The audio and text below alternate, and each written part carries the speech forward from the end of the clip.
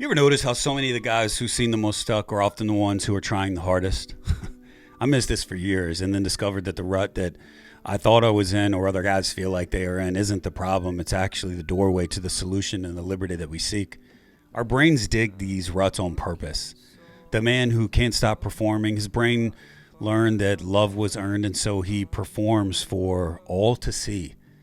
That guy who numbs out every single night, his brain learned that the sauce gives him fleeting pleasure, but it is instantaneous and pleasure nonetheless, even though it's toxic. Neuroscientists call this a belief trap. It's a 3-step loop of death that runs on autopilot. And if you are a guy and you are experiencing this yourself, or you're trying to help others who are in the same situation, you're going to recognize this. It's a 3-step. Step 1, the belief sets the filter.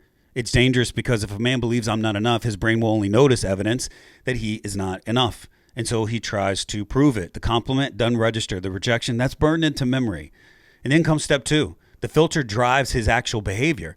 Because he only sees proof that he's not enough, he starts acting like he's not enough. He overworks, he hides, he shuts down, he pushes people away before they can even leave first.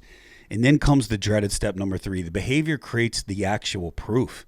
And now the people around him actually do pull away. And this is where it gets really deadly. Not because he's not enough, but because he's been acting like a man who believes he's not enough.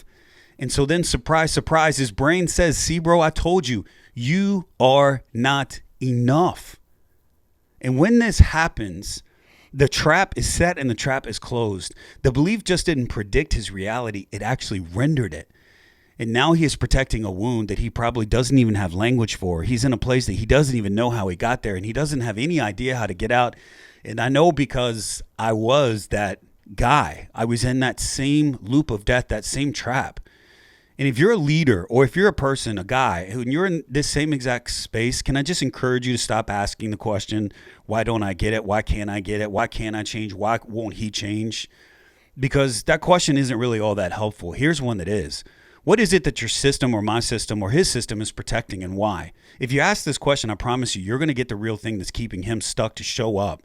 And when it does, now you have an actual thing that Jesus can deal with, and you can choose to let Jesus actually get you liberty and freedom from that if you want. And this exactly is what changes everything if you follow Jesus down that trailhead. But it's the question that exposes it. You ask, and it shall be given.